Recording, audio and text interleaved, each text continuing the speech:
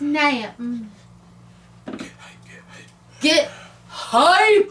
Get hype. Hype. Hype life.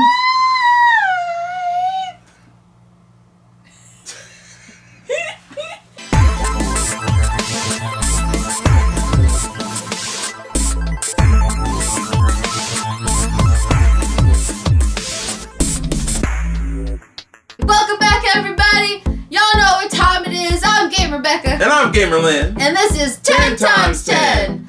Woo! So we're back with another miniature opening kind of video. This time we're going to be featuring the Pathfinder's Battles Ruins of Lastwall. Yay! This set came out back in May of this year, 2019.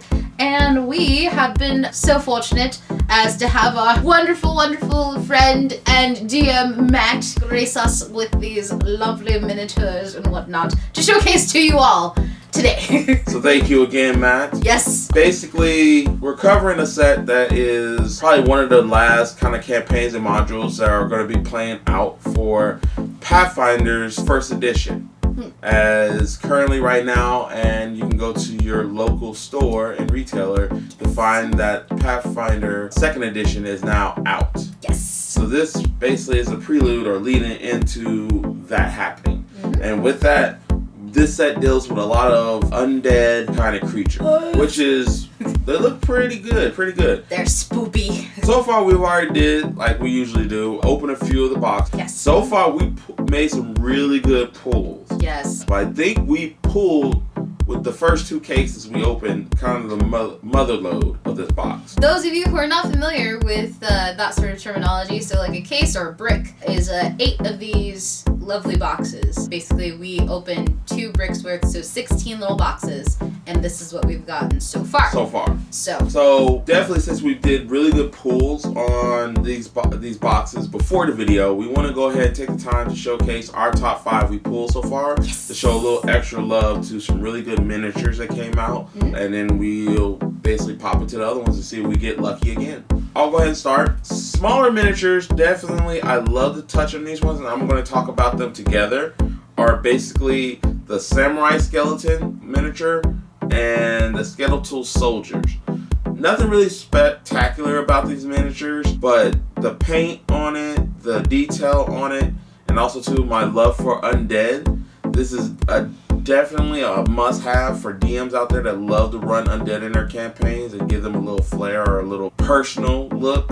These are really well done. These are really good. I haven't actually decided which is going to be like 1 through 5. I just kind of grabbed 5 of my favorites. So I guess I'll talk about this one first because it is so cool looking. I love the way that they've like done like the individual like vertebrae and that sort of thing on like the tail, and it's like I just love the wings and everything. The texturing is so good. And let's not get past what it's called though. Oh yes, I'm sorry.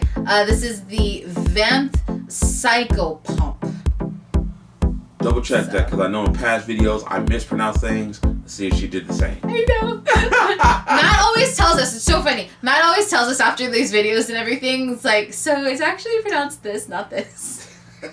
So, yeah, apologies if we end up butchering names because we will. So, but yeah, this is one of my favorites. Another one of my favorites was, and Becky pulled this one, is the Adult Golden Dragon. Because who doesn't like a dragon? Because who doesn't like a dragon? And let alone a golden dragon. Now, the only thing, the aesthetic I probably would go against a little bit of this miniature is with my golden dragons, especially from playing Dungeons and Dragons and all the different kind of other campaigns. The golden dragon always usually has a Asian aesthetic to it, like the long whiskers kind of thing, whatever. But I'm past all that because this is, again, it's a gold dragon. It looks beautiful. It looks like a dragon, and I actually like the detail that make it unique that they did with the wings. Yes. Where the wings are really nice and they have like a blackish tip to them, and it looks like literally it could like damage somebody with it. And it also has it on its horns that go back, so it still has a bit of an Asian flair to it, I would say. It's just I like that aesthetic of having the whiskers and making it look magical like. Let's talk about this big guy. So when I first pulled this one, it totally reminded me of the angel in Diablo 3. I was like, oh wow, this is a cool, cool looking character design, that sort of thing. But I really like this. This is really awesome. He is the Empyrean Angel. Is it? I thought it's Empyrean. Empyrean. Maybe it is. Empyrean. It's spelled with Y. I think that's why I went Empire. My bad. I could be wrong. So, I don't know. It's fine. But yeah, so he's really cool. He's got a great paint job. I love the ethereal wings, that sort of thing. I am a sucker for like these ethereal looking, translucent designs and that sort of thing. So, and I think a lot of our past videos I've picked stuff that has that as well. Oh, definitely. So, yeah. I would say the pinnacle of this whole set, and kudos to you if you have been able to pull it, if you have it, or if you had to go out there and individually buy it. But I would say Pharasma. I am a sucker for when they make the miniatures of the gods and things like that, even though, you know, they always feel like they should be larger than life kind of thing. You know, that's what I said. Like they should be gargantuan, probably, miniatures, if they're going to be gods and stuff like that. I don't care nothing about that. I like it when you make the miniature look unique. When the miniature of a god looks epic, you have done your job. And this definitely sells it, with Pharasma basically sitting on a throne that is floating. And it's like so many pieces. Like, oh my goodness, like such a great job. Hats off to you guys for that one. She looks immaculate. This one, Warmonger Devil. So when I first saw this, it was like, it's got like that bug-like feel and everything like that. And then I also thought of like the constructs as well, is what it kind of reminded me of too. But I think looking at it now too, it's way more bug-like and whatnot. But it's really cool. I like it. It almost borders the line of Pathfinder Starfinder to me, the kind of look. Yeah. It's something I would expect to see coming from like a Starfinder miniature pack, and I like it because I feel like it almost helps bridges that gap. I haven't really looked too far into the campaign per se, because there might be something that does, which would be totally cool. Because again, one of the big mysteries is how did Starfinder and Pathfinder, how did those bridge between the two universes like meet? That's true. So. Oh, you know what this totally like makes me think of? Like if a Sheeran had a Gundam. Teehee. Sheeran is a bug person in Starfighter, just so you guys know. What are her favorite races? Look, I'm usually a Lashunta, not a Sheeran, because the Lashuntas are prettier, but I did play a Sheeran, and actually they're really fun. Yeah. So, anyways. So those are our top picks. So far, we'll see how they make it through when we open more stuff up and see if there's something else that catches our eye. Yeah. Open the boxes! Let's open the boxes!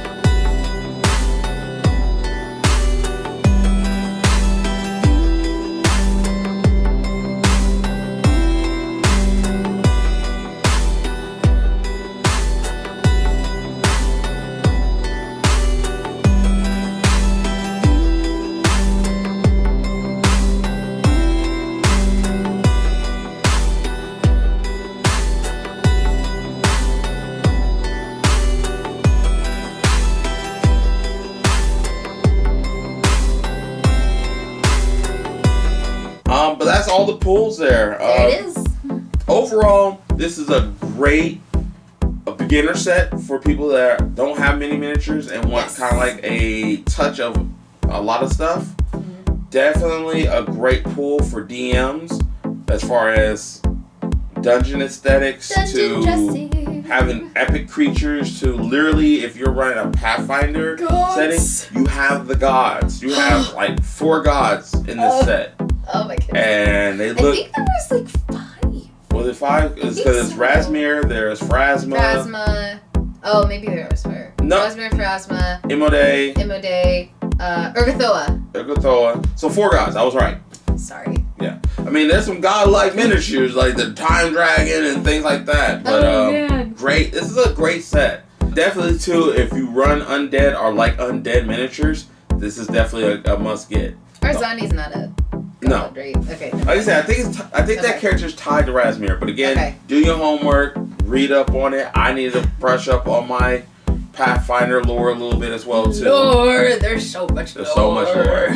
But this is a really great set. The only thing that makes this set not so great is, again, the makers of this. You have to design these a little bit better for some of these miniatures, especially when they get to a large or bigger size. Yeah, just make the little thingy things more sturdy. That's all. More sturdy, make it thicker, or incorporate it into the design of the miniature, maybe. Totally. Because again, it's nothing worse than having to open a box and there's like this great miniature, but it's broken and taken apart from its base. Yeah. And sometimes with these things, you can repair them. Yeah. But sometimes it's like way more work than it's worth. Exactly. But overall, would definitely recommend. I definitely recommend. This totally is a recommend. Really great set.